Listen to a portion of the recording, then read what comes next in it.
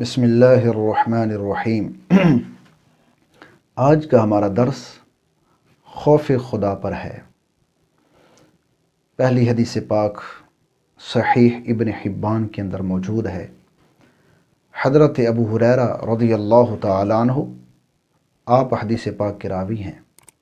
آپ فرماتے ہیں پیارے محبوب صلی اللہ علیہ وآلہ وسلم نے ارشاد فرمایا، اللہ تعالیٰ ارشاد فرماتا ہے، یعنی حدیث قدسی ہے، وَعِزَّتِي لا اجمع علی عبدی خوفینی وامنینی اذا خافنی فی الدنیا امنتہ یوم القیامت واذا امننی فی الدنیا اخفتہ فی الآخرۃ۔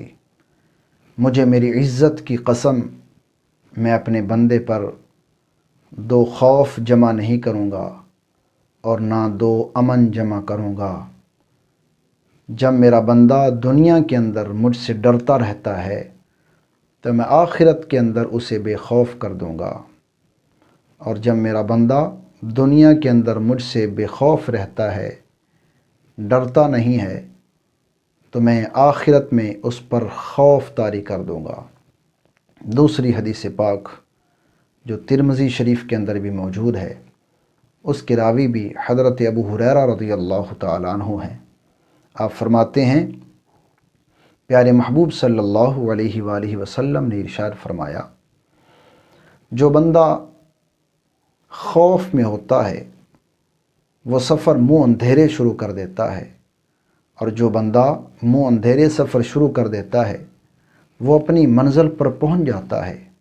آگے آپ نے فرمایا، الا ان سلعۃ اللہ غالیۃ، خبردار بے شک اللہ تعالیٰ کا مال و متاع بہت قیمتی ہے۔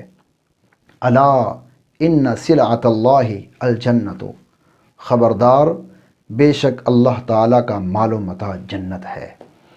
حضرت بہز بن حکم رضی اللہ تعالیٰ عنہ آپ روایت کرتے ہیں، آپ فرماتے ہیں بنی قشیر کی مسجد کے اندر حضرت زرارہ ابن اوفا رضی اللہ تعالیٰ عنہ آپ نے جماعت کروائی۔